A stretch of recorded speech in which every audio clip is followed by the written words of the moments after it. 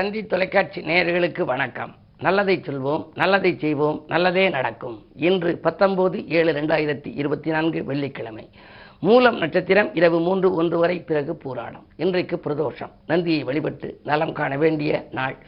வேந்தநகர் நெய்யினிலே குளிக்கும் நந்தி, வியக்க வைக்கும் தஞ்சாவூர் பெரிய நந்தி, சேர்ந்த திருப்பூன்கூரில் சாய்ந்த நந்தி, செவிசாய்த்து அல்கொடுக்கும் செல்வ நந்தி என்று ஒரு பாடல் உண்டு. பொதுவாக நந்தி பல இடங்களிலே இருக்கிறது. வேந்தன்பட்டியிலே இணை நந்தியாக இருக்கிறது. விலகிய நந்தியாக இருக்கக்கூடிய இடம் திருப்பூங்கூர். ஆக இப்படிப்பட்ட இடங்களிலெல்லாம் நாம் சென்று வழிபடலாம். இல்லத்தில் இருப்பவர்களும் நினைத்து வழிபடலாம். அருகில் இருக்கும் சிவாலயம் சென்றாலும் இந்த பிரதோஷ நாளிலே வழிபட்டு நந்தியிடம் உங்கள் கோரிக்கைகளை சொன்னால் நிச்சயமாக நடக்கும். இன்றைக்கு நான் உங்களுக்கு சொல்ல இருக்கிற ஒரு நல்ல கருத்து என்ன அப்படின்னா, ஒரு பழமொழி, 6லும் சாவு 100லும் சாவுன்னு ஒரு பழமொழி. பஸ்ஸில் வரும்போது என்ன பண்ணுவாங்க, ஒரு நடிகர்களை பற்றி பேசுவாங்க, நடிகைகளை பற்றி பேசுவாங்க, குடும்ப கதைகளை பற்றி பேசுவாங்க. திடீர்னு டிரைவர் பிரேக் போட்டால் இந்த மூக்கு ஏத்தாப்புல இருக்க கம்பியில் அடிபட்டு போயிடாமல் இருக்கணும்ட்டு கையை பிடிச்சிக்கின்னு அவங்களுடைய குலதெய்வத்தை கும்பிடுவாங்க. முருகா அப்படின்னு சில பேர் கூவுவாங்க, சில பேர் விநாயகான்னு கூவுவாங்க, சில பேர் அவங்களுடைய மாரியம்மன் என்னென்ன குலதெய்வமோ அதுகளை எல்லாம் அடித்து சொல்லுவாங்க, கருப்பா அப்படிம்பாங்க.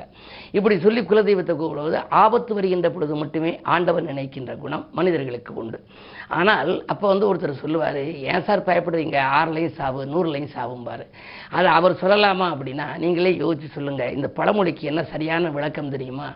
கர்ணன் தன் மகன்தான் குந்தி தேவி அறிந்து கொண்ட உடனே அவங்ககிட்ட சொல்றா, நீ பஞ்சபாண்டவர் பக்கம் சேர்ந்துரு, ஏன்னா உனக்கு வலிமை நல்லா இருக்குது, நீ பஞ்சபாண்டவர் பக்கம் சேர்ந்து ஜெயிக்க வைக்கணும்னு சொல்றா. அப்ப கர்ணன் சொல்றாரு, 5 பேருடைய பஞ்சபாண்டவர் பக்கம் நான் சேர்ந்து 6ஆக இருந்தாலும் எனக்கு சாவுதான், 100 பேருடைய துரியோதனாதையார் பக்கம் சேர்ந்திருந்து போரிட்டாலும் எனக்கு சாவுதான். 6லும் சாவு 100லும் சாவு அம்மா, அதனால் நீ பயப்படாதே, தயங்காதே, நான் வீரன் தான் என்று அவர் சொல்வது போல அந்த மகாபாரதத்திலே வரும் என்று சொல்வார்கள். இது கர்ணன் சொன்ன மொழி என்பார்கள். இப்படி பல மொழிகள் எல்லாம் இதிகாசத்திலிருந்தும் புராணங்களிலிருந்தும் நூல்களிலிருந்தெல்லாம் அந்த பழமொழிகள் வந்திருக்கின்றன. அப்படி ஏராளமான பழமொழிகள் இருக்கின்றன. இந்த பழமொழிகளை எல்லாம் நீங்கள் அறிந்து வைத்துக் கொண்டால் நம்முடைய வாழ்க்கையில் நல்ல திருப்பங்கள் வருவதற்கேற்ற பழமொழிகளும் இருக்கின்றன. அவற்றை பற்றியெல்லாம் இந்த தந்தி தொலைக்காட்சியிலே சொல்வேன் என்று சொல்லி இனி இந்திய ராசி பலன்களை இப்பொழுது உங்களுக்கு வழங்கப் போகின்றேன். மேசராசி நேயர்களே, இன்று உங்களுக்கு ஒரு யோகமான நாள். எதிரிகள் உதிரியாகின்ற நாள். எதிர்பார்த்த காரியங்கள் இனிதாகவே நடைபெறும். தொழில் வியாபாரம் வெற்றி நடைபோடும். 12லே ராகு, பயணங்களும் பலன் தருவதாக இருக்கும். புதிய வாகனம் வாங்கும் முயற்சியில் ஆர்வம் காட்டுவீர்கள். இந்த நாள் நல்ல நாள்.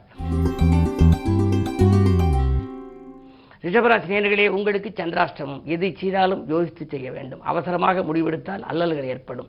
பல பணிகள் அரைகுறையோடு நிற்கும். உறவினர்கள் எல்லாம் பகையாகலாம். மற்றவர்களுக்கு நன்மை செய்தாலும் தீமையாக தெரியும். உத்தியோகத்தில் மேலதிகாரிகளின் வெறுப்புக்கு ஆளாக நேரிடும். அவர்கள் கூடுதல் பொறுப்பை கொடுத்து உங்களை அந்த வேலைகளை செய்ய இயலாமல் கூட செய்யலாம். எதிலும் மிக கவனம் தேவைப்படுகின்ற நாள் இந்த நாள். மிதுன ராசி நேயர்களே, உங்களுக்கு இன்று நிதிநிலை உயர்ந்து நிம்மதி காணுகின்ற நாள். நிழல் போல தொடர்ந்த கடன் சுமை குறையும். புதிய முயற்சிகளில் ஈடுபடுவீர்கள். ஒப்பந்தங்கள் அடுக்கடுக்காக வரலாம். தொழில் வியாபாரம் வளர்ச்சி அடையும் நாள் இந்த நாள். கடகராசி நேயர்களே, உங்களுக்கு ராசியிலேயே சூரியன் புதன் சுக்கிரன், புத ஆதித்ய யோகம் இருக்கிறது, புத சுக்கிர யோகம் இருக்கிறது. எனவே சிந்தனைகள் வெற்றி பெறும். சிநேகிதர்களின் ஒத்துழைப்பு கிடைக்கும். அதே நேரத்தில் கல்வி சம்பந்தமாக கலை சம்பந்தமாக ஏதேனும் முடிவெடுத்தால் அது நடைபெறும். கலைஞர்களுக்கு இன்று ஒரு யோகமான நாள். ஏதாவது கௌரவ பதவிகள் கிடைப்பதற்கான வாய்ப்புகள் கூட உண்டு. விரயங்களை சமாளிக்கும் ஆற்றல் உங்களுக்கு இயற்கையிலேயே உண்டு என்றாலும் கூட இன்றைக்கு விரயத்தை காட்டிலும் உங்களுக்கு வரவு அதிகமாகவே வரலாம். சிம்மராசி நேயர்களே, 7லே சனி, அதாவது கண்டகச்சனி. ஆரோக்கிய தொல்லைகள் அதிகரிக்கும்.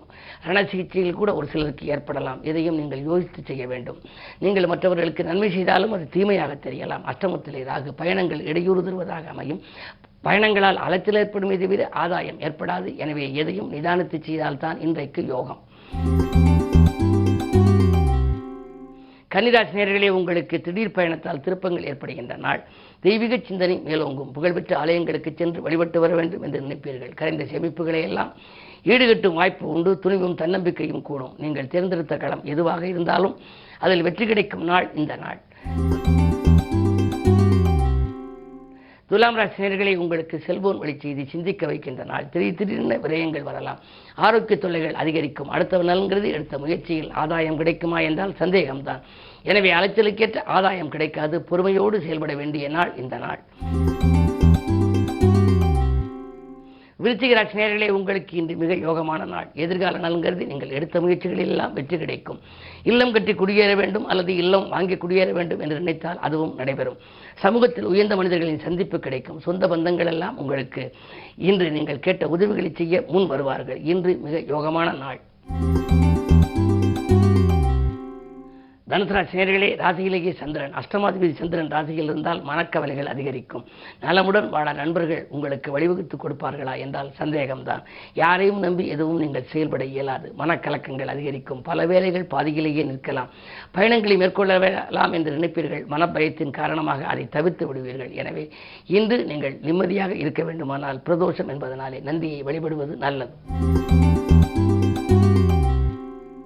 மகர ராசி நேயர்களே, உங்களுக்கு இன்று ராசியை குரு பார்க்கின்றார். செவ்வாயோடு இணைந்து பார்க்கின்றார். லாபாதிபதியோடு இணைந்து பார்க்கின்ற பொழுது லாபம் நன்றாக வரும். தொழில் வளம் சிறப்பாக இருக்கும். மேலதிகாரிகள் உங்களுக்கு நெருக்கமாவார்கள். உத்தியோகத்திலே உயர் பதவிகளும் கிடைக்கலாம். ஊதிய உயர்வும் உங்களுக்கு கிடைக்கலாம். கேட்ட இடத்திற்கு மாறுதல் கூட கிடைக்கலாம். நிம்மதியான வாழ்க்கைக்கு அடித்தளம் அமைத்துக் கொள்கிற இந்த நாள் நல்ல நாள்.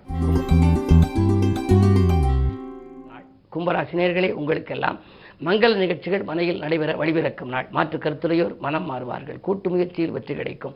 தனித்து இயங்க வேண்டும் என்று நீங்கள் ஆசைப்பட்டாலும் கூட்டு முயற்சியில் தான் இன்றைக்கு உங்களுக்கு வெற்றி கிடைக்கும். 6 சூரியன் இருக்கின்றார். அரசு வழியில் உங்களுக்கு எதிர்பார்த்த சலுகைகள் கூட கிடைக்கலாம். வங்கிகளிலோ அல்லது வள்ளல்களிடமோ நீங்கள் கடன் உதவி கேட்டால் அது கிடைக்கும் நாளாக இந்த நாள் அமைகின்றது.